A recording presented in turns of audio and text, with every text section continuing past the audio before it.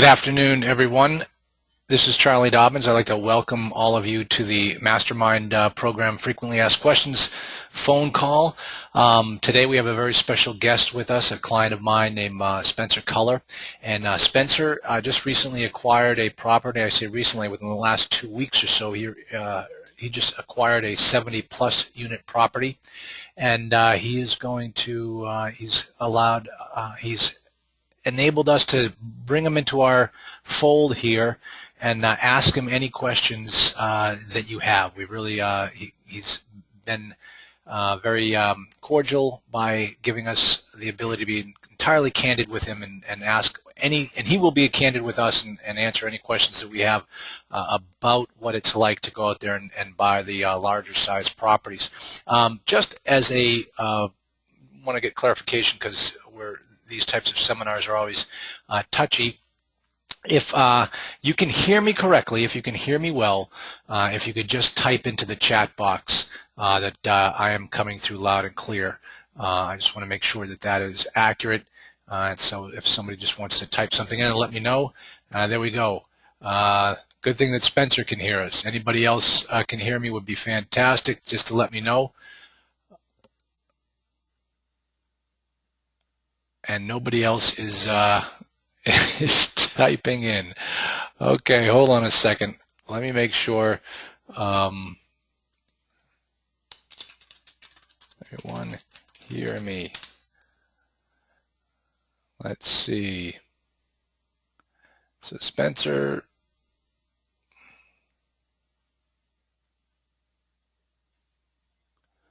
Let's try this.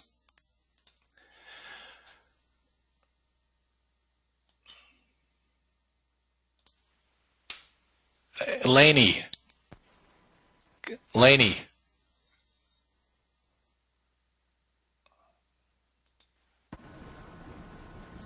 Mary, can you hear me? Hello, Mary. Okay, son of a gun.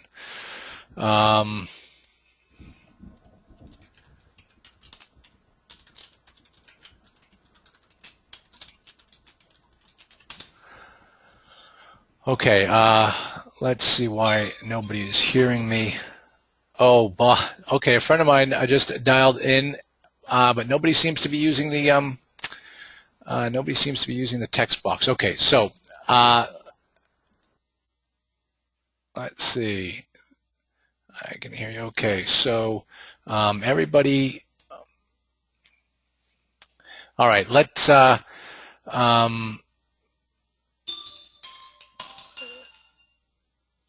Okay, for some reason, thank you very much. Somebody's doing me a huge service here in providing me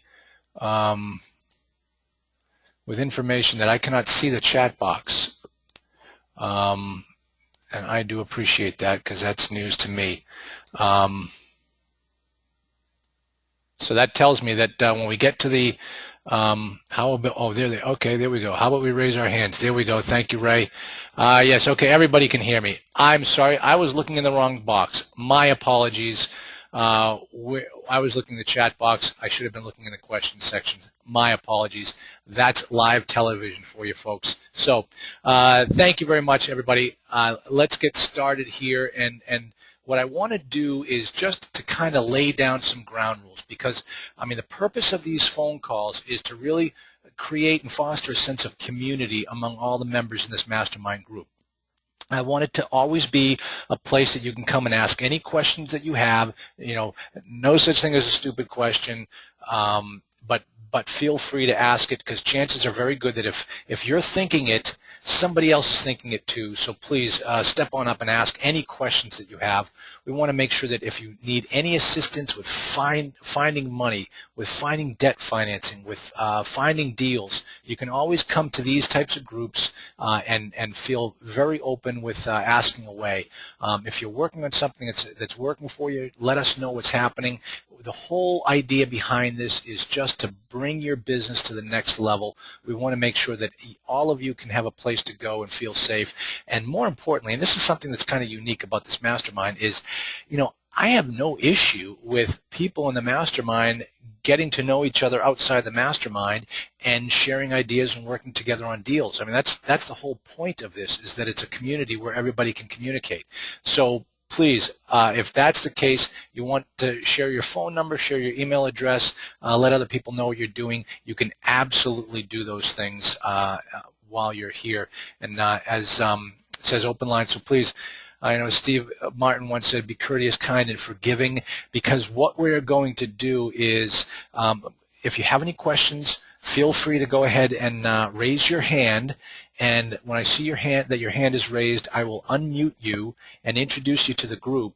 And then you can ask your question away, be it to Spencer, to myself, to anybody else in the group. Please feel free. So I just ask that all members of the group be courteous to others. You know, no swear words or anything like that. I just want to make sure that that everybody feels comfortable that way. So let me go online here, and I'm just going to bring up my friend Spencer. Now, Spencer, can you hear us? I can. Can you hear me? I can hear you. Thank you very much for being here with us, Spencer. You know, you and I have been in this hunt for quite a while now, and you know, we're going to share with everybody here on the call one of your success stories, or a couple of your success stories. But at the same time, as I said, and you have agreed, any questions? Everything's on the table. So if anybody has any wants to know really how the sausage gets made in this business, this is how it's done. So, you know, what I also did here is, for those people that haven't jumped over there yet, I just took a screenshot of your website, and I remember helping you set this up, and when you got it together and made it happen, it was really a great little addition to your business. But why don't we start at the beginning, Spencer? Why don't you tell us a little bit about yourself, where you are, how old you are, what your family situation is, what your job situation is. We really want to get to know you and understand what it took to get you from nothing to the number of units that you have today. Sure, I'd be happy to. And if anybody has any questions, feel free to butt in or ask anywhere along the way. I'm here to answer any questions you have. My name is Spencer Culler, and our company's name is Apartment Investors. We started that business probably four or 5 years ago, but really started the bringing on and working with investors a year and a half to 2 years ago. I grew up in a small town, southeast Kansas, of about 7,000 people, and my dad ready-mix concrete plant and some rock quarries, and my mom was a school teacher, and I have a twin sister and a few brothers. But I'd always kind of wanted to be in business for myself, but wasn't really sure what kind of business I wanted. I had always been really interested in real estate, and after I went out and got a job. I was working at a software company doing marketing, believe it or not. And on the side, my older brother and I and my dad started seeking out different types of businesses. We actually started with building houses here in Kansas City. We were building some spec houses and selling them. At one time, I think I was building 5 or 6 houses, had a couple framing crews and a full-time job, which I don't recommend to anybody. It's a lot of work. But kind of as we saw the market slowing down and houses starting to sit on the market longer and longer, and one thing with houses like that, spec houses, is you don't have any income, and you don't know how much you're going to make until it sells. And so that was always kind of scary, and we started seeing the market slow down on sales. So we started looking at other things. We actually sold off all our house that we were building, and then really my father and I, who's also my business partner, went to a seminar by Scott Scheel on commercial real estate investing. We studied that for a while. We weren't sure what type of properties we wanted to start with. We actually started with a small retail center that we invested in. And that was definitely a case of we didn't know exactly what we didn't know and didn't have the best guidance at the time. And property, we probably overpaid a little bit, and we hit it at the wrong time of the market and did some things like master leases that we probably wouldn't do now, knowing what we know. But that property kind of struggled along. It paid itself for itself, but we didn't make the returns we were looking for. So I kept working full time and kept seeking out more education.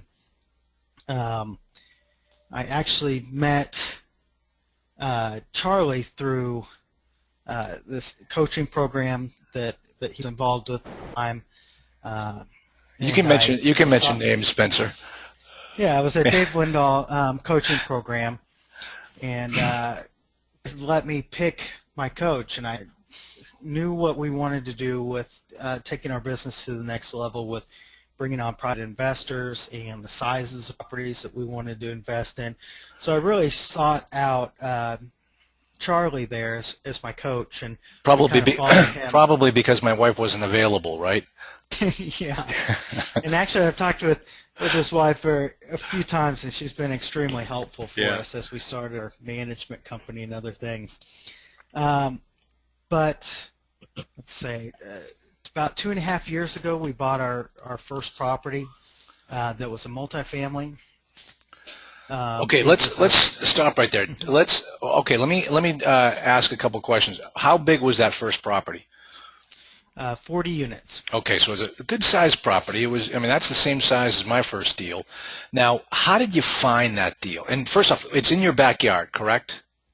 It is. It's in our backyard. All right. Now, one of the things that you've done that a lot of new investors always take into consideration or have trouble understanding is you can do this in your own backyard. So you had the choice between either, I know that you were looking at places in Oklahoma, you were looking at places in Alabama, but you ended up Texas. We did a lot of looking in Texas. Okay. So why did you ultimately decide that your area was where you wanted to stick around? Ultimately, we decided that because we knew the area really well, and it was more about control and risk to us. We felt like come hell or high water, if it was in our backyard, we could take it over, manage it, and make it a success, where it would be extremely difficult to do that from a long distance starting out.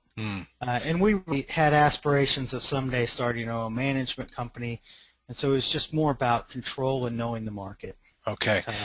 Now, one of the things that you touched upon as an early problem in finding deals that met your criteria is something that I just happened to come across the exact same problem. I was speaking with a broker down in South Carolina, and that is that in your area, because of what happened over the last 40 years with the economy in your area, there are very few types of properties that meet your criteria within your age category and the age of your property. In other words, you can go down to Texas, and back in the 80s, Texas had a building boom, and there are tons of multifamily properties down in Texas that were built in the 80s. But you can't find that in Kansas City, in the Kansas City area, can you? It's pretty difficult in the size ranges we're looking at. To get into the 80s, you have to mostly go to much bigger properties, which require a lot more capital and other things. Okay. So most of them that we were looking at were a little older. All right. Now, how did you find this deal? That was really interesting. I want to step back just a little bit, though, before that. We actually had 2 projects under contract before we closed our first deal. That during the course of the due diligence, we actually walked away from for different reasons, both having to do with the amount of deferred maintenance and not being able to make the returns once we found out how much needed work and how much money it was going to take to do that. So I just want to put that out there. Big part in our learning in making sure we did it right. Okay, now what about the due diligence process that uncovered these problems that you didn't see beforehand? Luckily, when we did the due diligence on these, and this is where it really set us apart from the first retail investment, was that we had an experienced team with us that helped us do the due diligence at first. Okay. And the things we found were the financials didn't match what we'd been given before. We found some that had a lot more, like Section 8 and other types of housing credits that we didn't expect to be on the property. I told weren't there. But mostly it came down to deferred maintenance. I know one of the properties was close to a river and had tons of foundation issues that you couldn't see. They'd covered up a lot of it. You couldn't see until you actually started walking the units. But luckily we had some really experienced people with us that helped us see that. Because one of the things I think is really important getting started is to get with people that help you learn what you don't know. Because there's a ton of things in this business that if you don't know, it can really slow down your growth. This business. If you do deals right, it's much easier to grow. Yeah.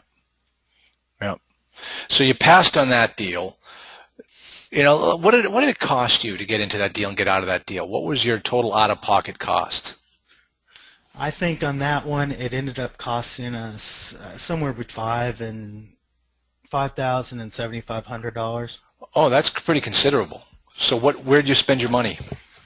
A lot of it was the first one we looked at we were looking at assuming a loan that had some bonds with it, and it was extremely complicated on the legal side. So most Okay. of it was legal. Oh, all right, all right. So it wasn't so much a a physical due diligence more than it was a legal due diligence cost. Yes, but it hurt to Oh walk yeah, away from that yeah, and lose that money, but there were damages to the property that needed to be fixed were over $1 million. So yeah. it's $5,000 to $7,000 compared to $1 million. I think not every day that we walked away. Yep.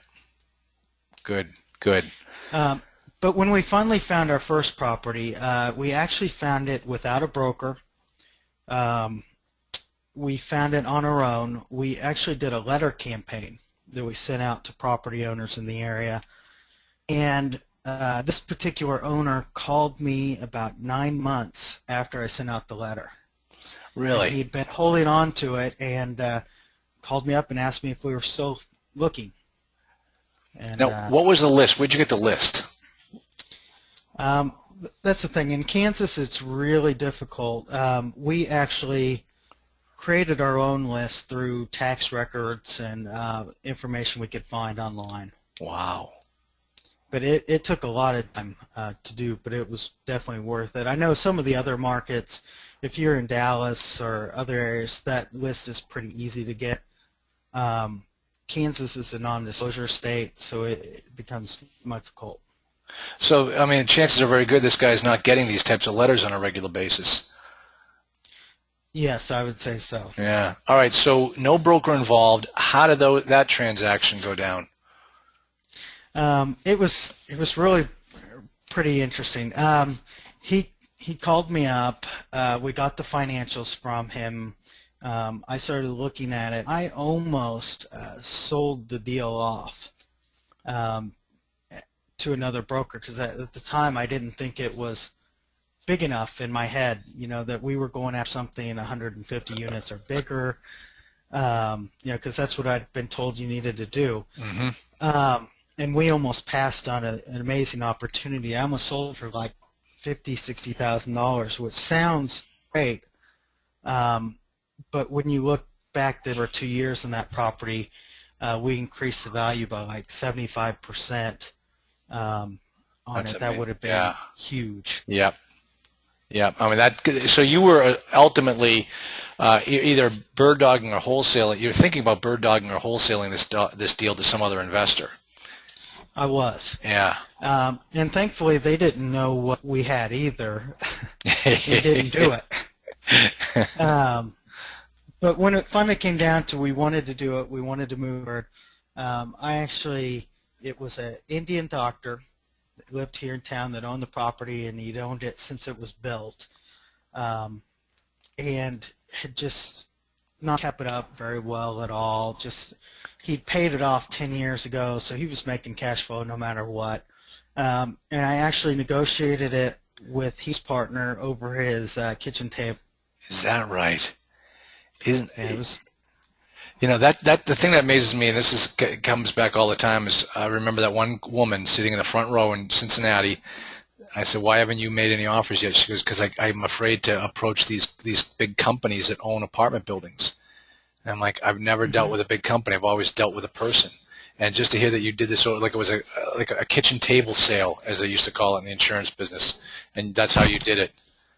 That's yes, fantastic. it was pretty funny. We did all our negotiations at the kitchen table, but I kind of got to know him at first, and we kind of hit it off, and he trusted me and liked me and thought we could perform, and I think that made all the difference. That's great. So what were the numbers on that one? I mean, let's talk from the beginning. Did he give you a price of what he wanted the property for? He did. I think he wanted like 1.4 million for it, Okay. and we ended up negotiating it. We bought it for, I believe it was 1.175, Wow. and then we added in a $30,000 repair credit to that. Okay. So we actually raised the price and then took that out of the proceeds to do some of the renovations to the property that Okay. it desperately needed. Like Which what were we some went of the back. things? This property actually needed new roofs. It needed all new decks, decks all the way across the front. The landscaping was completely overgrown. The mailbox was falling over and rusty.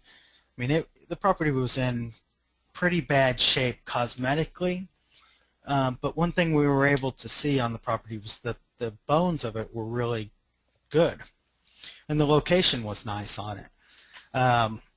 So we went in after doing inspections for units, and we went and walked every unit. We came back and negotiated that $30,000 repair credit into the price with them. And instead of taking that out of the price, we added it onto the price, and then it got rebated back to us at closing. But So we that's had that's not funded. nowhere near enough money to do what you just talked about. He went ahead and did the roofs himself Oh, great. before Wow. before we closed. So really what we had to do was the decks, the landscaping, and then every turn of a unit we were renovating the interiors, but we paid for that. Wow. Let me see.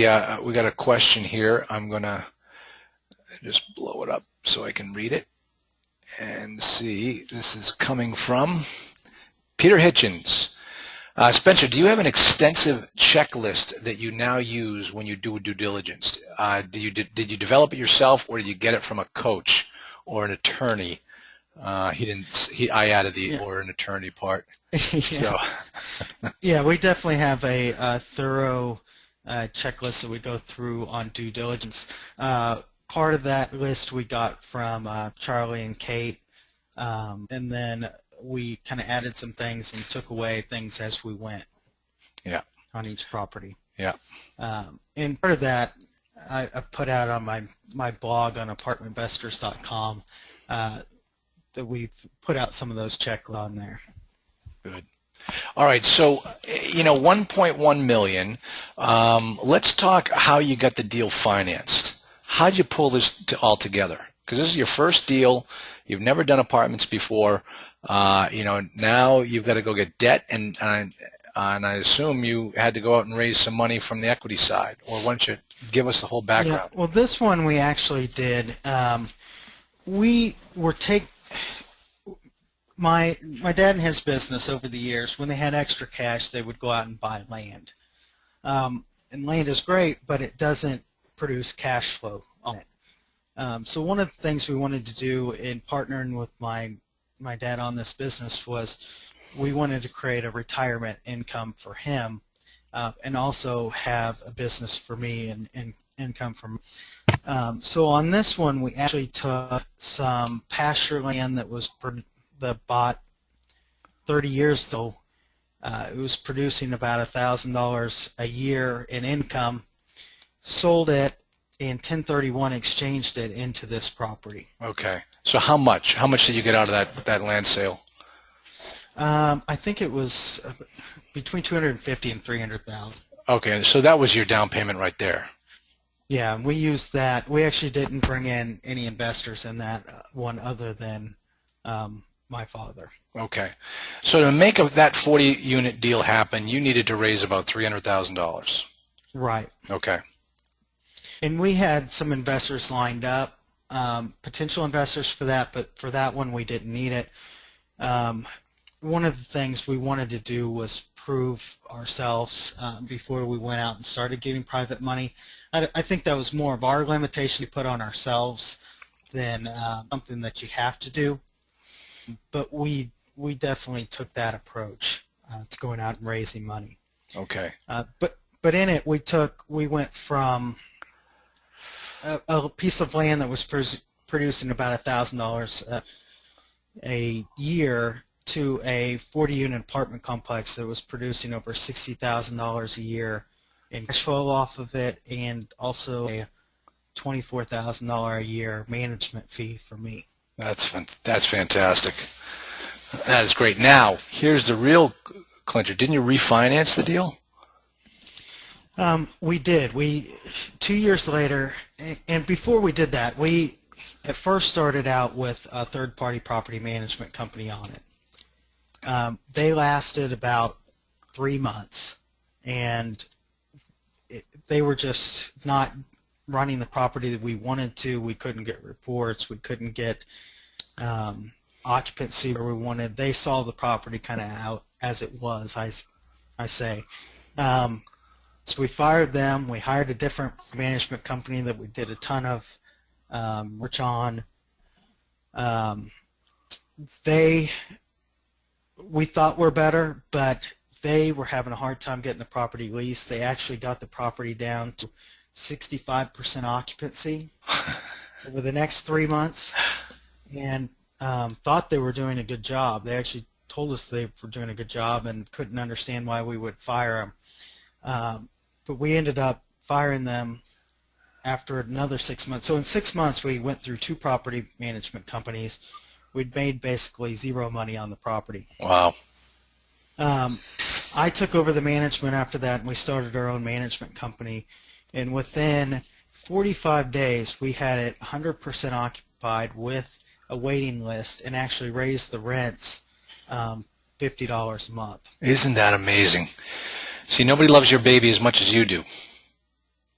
Yeah, nobody takes the time, and I'm really big on marketing and seeing it how it should be. So, one of the things we did is get the units sprint ready, and we upgraded it, and so we only showed per units to people when they were leasing, and that went a really long way.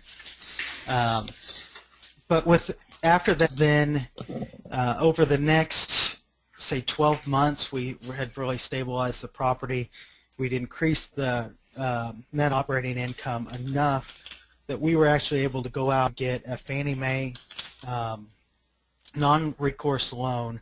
We refinanced the property. For the loan amount on that then was $1.3 million. So over $100,000 more than we paid for the property.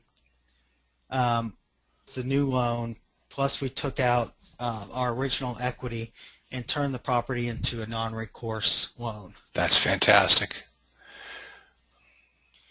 Wow. And that kind of leads into then this next property that we purchased. we actually took the proceeds from that. We took some of them, and then we actually went out and raised money for the rest of it, and just closed two weeks ago, or a week. I guess it's only been a week now. It feels like 2 weeks. Yeah, yeah, a week ago Monday. Yeah, we closed on a 72-unit property in the Kansas City market that we're doing a similar kind of rehab and a re-tenanting of it. Okay, so the first deal, 40 units, you did it through a letter campaign. You were able to refinance. The thing is cash flowing beautifully, and you were able now to roll this up into the newest acquisition, which is a 72-unit deal. And let's talk about this one. How did you find this one? Because I'm a little bit, you and I started working together during the 40-unit acquisition. But we were together through the slogging through the mud on this 72-unit deal. So why don't you start, and how'd you find this deal? Well, we actually found this one again through a letter campaign. We'd looked at a ton of properties with brokers, but we're having a hard time actually buying them for a number that made sense to us. So we sent out some other letter campaigns. The owner of the property, who was an attorney, called us up, and I went out. We sent out like 150 letters. We got probably 7 calls from it, and I went out and toured all the different properties, and we looked at this one, and we saw a lot of the same things that we saw in the first one that we liked. It had pitched roofs, had a good location that got over 15,000 cars a day driving by out in front. But it was a little down. It did have pitched roofs that were brand new. It didn't have the best reputation, but it was in a good market and a good area. It just needed some love. The owner used to live in town, but after some family issues moved, I think got remarried and moved down to Arkansas, and was trying to pack and manage this thing himself one day a week, which is really difficult to do on something as big as 70 units. Yeah. And the guy had a reputation for being cheap. Yeah, that's put nicely. Exactly. So, all right, so you go out there, you look at this, you're with your dad, you look at the property, and you think, okay, this one looks like that 40 unit. Let's do it again. And so how'd the negotiations go for this one? I mean, there's no broker involved, so this is strictly an off-market deal. There's no property package. What the financials look like? Were they even existing? The financials were there, but they weren't ones that I would trust very well. The expenses we could see, we actually got a tax return, so we could see what the expenses kind of had been, and I knew the market expenses, so we went into it that way, looking at that. Income, his collections were extremely poor, and his occupancy was poor. I think he was about 82% occupied in a 95% occupancy market. Wow. And the market, the rents were like $500 a month, and the market was around $650 or so. Wow. So we knew there was upside, but there was a reason. It was renting on price alone, and doing no repairs or anything to the property, so it had reached a lot of different maintenance. But we actually negotiated it. We sent him an LOI. There was definitely a disconnect between what he thought the property was worth and what we thought it worth. So it took a little while to get him closer to where we were. We actually agreed on. I was just going to say, Spencer. Before we move on, I've got one of our members is. I'm going to unmute him and see if he can ask a question. Bob, if you're ready, I'm going to unmute you now, and you are speaking to Spencer. Hi, Spencer. Can you hear me okay? Yes, I can. Great. Okay. I'm located up in the Pacific Northwest near Seattle, just FYI. On your website, I see an investor section. I'm just curious, did you file a Series D to raise capital, or how are you raising capital with your investors? Great question. We did set up. Sorry. No, we did set up a private placement memorandum. We did the Reg D. We set all that legal documentation up first, Okay. before going out and finding a property. Okay. And we actually started talking to potential investors before we had a property too. We wanted to fill out how we went back and forth on this, but we wanted to know that the money was going to be there before we got the property. And I really, after going through this, think that that's really the only way to do it. You don't want to wait till you get the property and then go scrambling for the money. Yeah, I've been there a few times. I know. And you end up losing the property, and it's just frustrating, and you put a lot of time and money and work into it, and then it doesn't go through. So we actually, once we knew kind of how we felt comfortable that we were going to be able to raise, we went out and only looked at properties that fit that size. So we kind of backed into what size of property we were going to try to buy next based on what we felt we could raise with a pretty high certainty. Spencer, did you actually have investors put the money into your fund, or just get commitments? In other words, did you have the cash available, and if so, what kind of cash-on-cash return are they typically looking for? We didn't take a lot until we had the property under contract.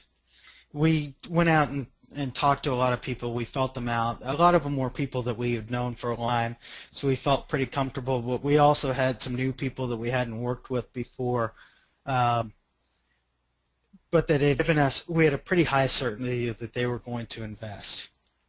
Okay. And as far as return, we offered a preferred return on our investment, and they offered profit sharing over that.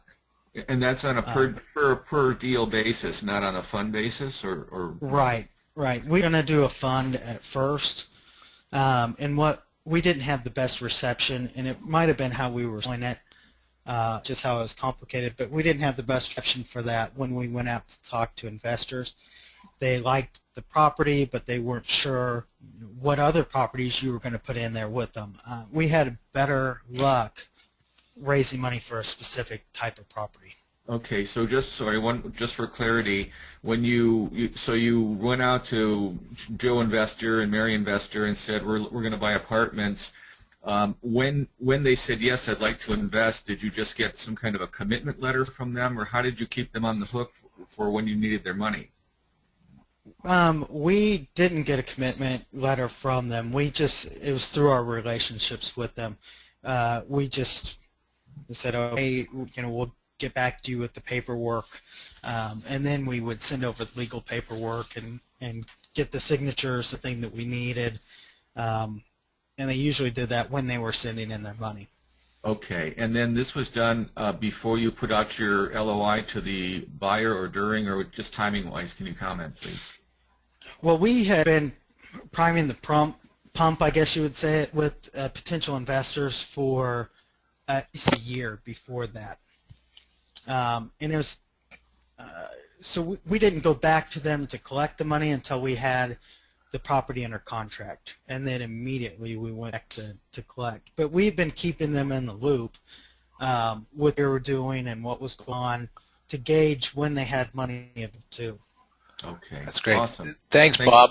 Great questions. Great questions. Appreciate that. And that, Bob, you made a very good point. Is that identify these investors and then keep them in the loop as you go out there and try to find deals. And that's exactly what we did on our first deal. Is they all wanted to invest with us, and they're like, have we got a deal yet? Yeah, we're looking at a deal. And then they, a month later, no, we had to cancel that one because it didn't pencil out or what have you. And that really helped to build up our credibility among our investors. So that's keeping the communication lines open is key. So. Yeah, but we had been talking to them for a while, but I did get worried that they were maybe not going to come through, or that they were going to, because we had walked away from a deal that we were going to close on once we did the inspections, and I thought that was credibility with the investors. It actually improved it. Yep, exactly. Because we kind of sell ourselves as a real specialty fund, specialty investment. So if anybody else has any more questions, just use that box to raise your hand, and I'll unmute you if you want me to, or just type in the question in the box, and we'll get to you that way. But thanks, Bob. I appreciate you jumping on the line and showing people how we're going to use this mastermind group. So Spencer, let's go back to the purchase price. You guys how far off were you on the purchase price? About 300,000. Okay. He was at 2.8. We ended up settling at 2.5, but we knew the property needed a lot of work. We actually put a $200,000 repair credit in that, so it was actually net to him at 2.3. Okay, so let's talk about that repair credit. $200,000. When did you negotiate that? Before you did the due diligence or after the due diligence? We did that before the due diligence with Really? the initial contract. Okay. So after the due diligence, what changed with the offer? Well, one of the smart things we put in the contract was that our units had to be rent ready. Yeah, you're absolutely right. That was a great thing to put in the contract, is that within 48 hours before the closing, all units must be rent ready. And that took a huge weight off your shoulders as far as the cost of having the deal done. Correct. Not that the seller tried to follow that, but that was definitely in the contract, and the seller signed it. They wanted to get, one thing we knew about this property is that the seller was tired of driving back and forth. We knew he was tired of the property. He was motivated to sell it. It was really just coming to an agreement. We knew he wanted to sell it. We wanted to buy it, and we're qualified. So we went back and forth, and at the end we just told him what we could do and let him come back to us, and he agreed. But we went through the due diligence and actually were surprised that the interior of the property was actually in better shape than the exterior. Which usually, if the exterior is in horrible shape, the interior is in horrible shape too. Right. But we went, at the end of that, the end of the due diligence, we knew we wanted to move forward, but we notified him of the units that needed to be ready, and what was wrong. We showed him an inspection report, but we actually didn't get any credits at that time. We just notified him of the rent-ready unit and moved forward with that. Right. So in other words, at that point, you didn't have to go back and negotiate a repair credit for down units. You just brought to his attention that, hey, these 8 units had better be rent-ready by closing, or we're not closing. Right, we did. We notified them of that and didn't really hear, but we kept moving forward. We figured we would negotiate that closer to the closing if we needed to, because there would be more pressure at that point to get the deal done. And one thing people do is once they've sold it in their head, they don't want to go back. They're counting that money already. Oh yeah, yeah. But we moved forward. We had financing lined up on it. We had some investors in play. But then there was a real big turn of events, probably 2 weeks before we were originally supposed to close, where there was an incident on the property. Oh yeah, folks, listen to this, just everybody, because this happens in this world. So please listen to what happened to this. Go ahead, Spencer. Yeah, you try to prepare for things that could happen, but you just can't prepare for everything. But about 2 weeks or 2.5 weeks before we were supposed to close, actually somebody was shot on the property. Yeah. It wasn't somebody that lived there. Neither person lived there, but somebody was shot and later was killed. And so we're thinking, great. One, the reputation of the property is even worse now. The bank that was really going to finance it pulled out completely. They were worried about the repercussions. And this So was this deal wasn't. 2 weeks before the close. Yeah, and we had investors committed. We had our money was hard on the down payments. We had probably $30,000 at risk there. It was a little scary. No, and for a week or two there, I thought the deal wasn't going to go through. We decided that we still want to move forward after talking to the police department and other things. One thing the owner had not been doing was background checks and let all these things, kind of problems, they can happen anywhere, but they pile up on properties where people haven't paid attention to them. Yeah. So we went out and found some new banks that were looking at it. One thing they told us, there needs to be a discount. We agreed with them. So we really went back and met with the seller directly and sat down with, said, this deal is not going to close. You're going to have to take it back out to the market after all this happened, and you're not going to get the offers you think you're going to get because of all this. We need a discount. And the banks were actually telling us too, we need a discount on the property. The owner thought it was no big deal. These things happen is what he told us. But, Yeah. I've never had one of those things happen on one of our properties. No big deal. No big deal. So we actually hammered him pretty hard on that, and ended up getting another $100,000 taken off the price. So it ended up being a $2.4 million purchase price with a $200,000 repair credit. Once we got that, we got the banks to commit, extended the closing because of his loan payoff could only be closed at certain days of the month. We moved that out. We had two issues that we had come up right before closing again. Oh, yeah. The first one was we notified him of the rent-ready units, and he did not budge on that at all.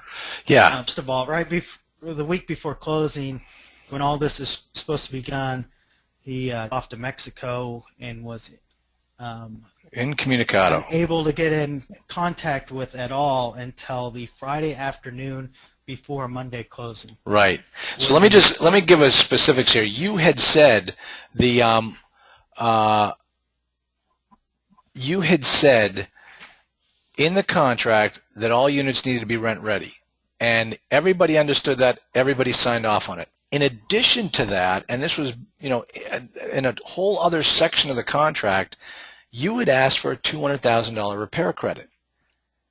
And then subsequently, the bank came back and said, you need to reduce the price just for us to underwrite the deal.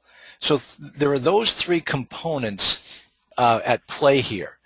And he thought, well, hey, I already gave you $200,000 and I reduced the price. That means I'm off the hook for these units being rent ready. So you're on your own. And you said what, Spencer? The case at all. Yeah, exactly. Actually, the contract amendment we did, the price was reduced by this, but every other aspect of the contract stayed. And so we went back to that. We negotiated down on what he was going to offer us out of that to get the unit ready. He was not going to do the well.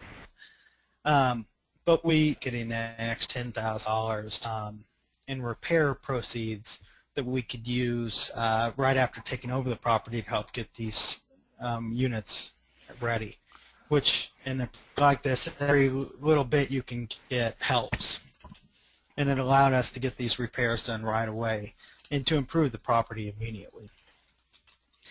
But the last kind of thing that happened on it was I had gone out, inspect the property a couple days, and actually interview the maintenance guy about keeping him on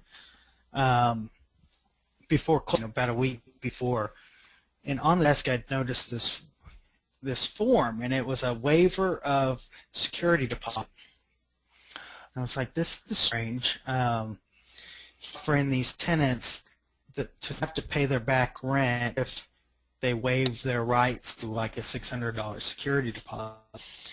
Like that seems strange. So I notified Charlie of this before closing, and then the day of closing, after the settlement sheet had already been sent out and agreed to by us, the seller showed up at the closing table with waivers for security deposits up to like $6,500. Yeah, let me Tenants. let me describe this for you. Just when Spencer was doing the due diligence, the lease audits, and so he's got the rent roll and he's got all of the leases, and the rent roll says that there are $10,000 of security deposits in the bank, and the leases say there are $16,000 worth of security deposits per the leases. So we've got a $6,000 discrepancy there. In other words, that we have to go by what the lease contract says because that's the contract. The rent roll can be manipulated by anybody sitting at a computer putting in the information. So that's secondary information. We need to account for 16 at the closing table. He's got to prorate or transfer $16,000 of earnest money. of security deposit money into Spencer's account. And he shows up at the table and says, well, I'm only going to give you 10 because that's what the rent roll says. And to cover the additional 6,000, I went out and had the residents sign this waiver. And it was just a handwritten note that he put together. And this guy's a lawyer too. And basically what it says is, hey, you owe me rent. I'm going to forgive your rent if you forgive this outstanding security deposit. And I remember, we talked about this for an hour or so, Spencer. Yeah, when we were supposed to be going in to sign, we were signing the loan documents when all this was happening. Yeah. So it was quite a mess. And luckily our contract too said, you cannot apply security deposits against the rent. So that protected us. But it became kind of a real standoff at the closing table. And eventually we got credit for the whole amount. But we wouldn't have known there's a discrepancy if we wouldn't have done a thorough lease audit of every lease when we went to do due diligence on the property, where we compared the rent roll to every lease, the end dates, the deposit amounts, the rent amounts, and that's where we discovered those discrepancies. Right. So that 1 hour we spent going through the leases saved us $6,500 in deposits that we got credited for at closing. Right, and if can I share with how the conversation took place at the closing table? Sure. With this guy. So Spencer's in with his bank, and I get a phone call from the title company that they got a problem with this security deposit issue, and we thought it had all been resolved. We sent this guy letters, notices, put him on notice, and then he went off to Mexico and never told anybody that he still had an issue with this. So it comes down to, the title company calls me and says, "Do you want to speak to the seller?" And I said, "Yeah, let's talk to him." So they brought me into the closing room, via the phone, and said, what's the story? And I said, listen, there's no way you're going to get away with these $6,500. This is Spencer's money. It clearly states in the contract that you can't do this, and we're not going to do it. And he goes, well, I remember Spencer told me we could do this. I said, I don't care what anybody said. If it's not in the contract, it's not going to happen. He said, well, you go ask Spencer what he wants to do. So I said, okay, fine. Well, no, they originally, Spencer, they wanted to get you on the phone with me. They wanted me to dial you in. I said, I'm not dialing my client in without his permission. So I hung up with them and I called you. I said, what do you want to do? And you said, and folks, listen to this. This is what sealed the deal. Is that, and remember what Spencer had said just a moment ago, that this guy could only close on certain days, and if he didn't close on that day, he'd have to close a month later because of the prepayment penalty that he had to come up with. So that deal had to close that day, or he wasn't getting his money. And he stood to make about $1 million on this deal. He and his partner were going to walk away with $1 million, and we're fighting over $6,500. So Spencer says, listen, I left Fort Scott, Kansas this morning with a certified check for the exact amount of money that the closing agent told me we needed to close. If that number changes, we're not closing today, because I'm not going to be able to go back to Fort Scott, Kansas to change everything. And so when I got back on the phone, the seller and I started to go at it a little bit. And I said, listen, forget it. We're not going to, it's a he said, she said type of thing, and I don't really care. This is what it boils down to. If you don't close at this amount today, Spencer cannot close because he's got to go back to Fort Scott, Kansas and get a new check, which I'm going to advise him not to do. So if you want to close today, you got to eat this 6,500. And then you hear a little mumbling in the background, and you could hear the other partner telling Jeffrey Bay to just do the deal. And so then that's when the seller turned, okay, Charlie, we got a deal. Let's close. And that's what did it. That totally sealed the deal. So, hey, Spencer, there's a question on the table here that I want to get on here. And unfortunately, the Ray, who is the one asking the question, we can't unmute him because of this audio pin number. So if anybody wants to ask a question, you got to make sure that your audio pin has been logged in. But Ray asked the question about the let me just get it right here. Can you give the specifics on the investor deal for this? Like, how much preferred return did you offer? How do they get paid? When do you pay them? How much of your own money did you have to put into this deal? Sure, definitely, and I wanted to touch on that. We raised on this deal about $720,000. Part of that money, about $300,000 of it, we put in ourselves from the refinance we did of our other property. So we turned a piece of pasture land into a 40-unit complex that we did well enough for, refinanced it, and turned them to an additional 72 units. With some invest money, we raised 400 something on top of that in investor dollars. We strategically took on more investors than we will in the future, because we knew a lot of people that wanted to try it out for the first time, that had money and potentially a lot more money to do additional deals with us that could fund our business for a long time.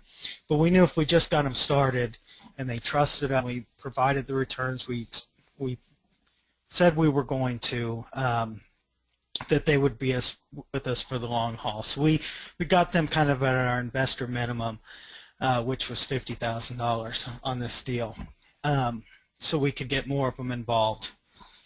We offered on this a preferred return of 8%, and then we did profit sharing on 20% of the profits over that 8% return. So of every dollar over that 8% return, we pay out 20% of that to the investors. And you keep 80, obviously. Right. So if they perform well, we'll make more money, but they're going to get paid up front first. Now, how often do you pay them? We pay them quarterly. Okay. And we pay the first year, it kind of accumulates. Because during the first year you have the most ups and downs. So we're, according to our documentation and everything, paying out any returns the first 6 months at least. But then after that, it accrues to the first payment after that. We did that because the cash flow is going to be the most, it's going to be at the lowest point right at the beginning, especially on a rehab opportunity like this one is. Right, and that's something that we didn't want to put ourselves in a cash flow Right. I mean, the thing is that when you're doing these types of deals and you're thinking about what you have to pay your investors, I mean, your investors want to see the money being used properly, and many times it's better off that you replow their distributions back into the deal to fix up units and get them leased up than it is to pay them an income off the property. The property could be generating more money. Now, what about the percentage ownership of this deal? How much did you keep? How much did they get? That type of thing. Yeah, well, it's more how the profits are distributed. So they get the first 8%, and then 20% of any profit sharing. we keep the 80% above that 8%. That's all the way through. Okay. Now, if we sell or refinance the property, they get their initial investment back before any other returns are paid. So it's almost like a bond. It's like a preferred bond. It is. Yeah. But, 8%, I feel like is a very strong return for anybody. Right now, if anybody's getting more CD or anything, I'd like to talk to them. Because most of the CDs out there are paying 0.5% or less, and so we're paying 8%. That's 16 times what they could get anywhere else. Plus, there's depreciation that they get to apply against their returns. So an 8% could be as high as 12. It can be the equivalent of a 12% return in like a stock that's fully taxed. That's great. That's great. So, all right. So now you took on the property, you closed, you had the right amount of money. Everything went smoothly after the seller realized that it was either $6,500, 30 days from now, or $1 million today, and he quickly wised up. But you now own it. And, you've been through this before, but now what do you see on this property? How are you going to do? We're going to do real well. The first 30 days are going to be the trickiest and the hairiest. We've got, a property, a lot of them, the reason we're buying them for the price we are is because it hasn't been managed very well. The tenants haven't had a whole lot of oversight at all. I think the first week we owned it, the rent was due on the 1st, and we closed on the 4th, so the 5th was when late notices go out. And so we sent out a ton of late notices that first week after, getting a welcome letter 2 days before. So that was a little strange, but definitely got a lot of them coming down to see us, which is what we wanted. We wanted them to come down and see us, and see that there was somebody new in charge and that things were going to be different.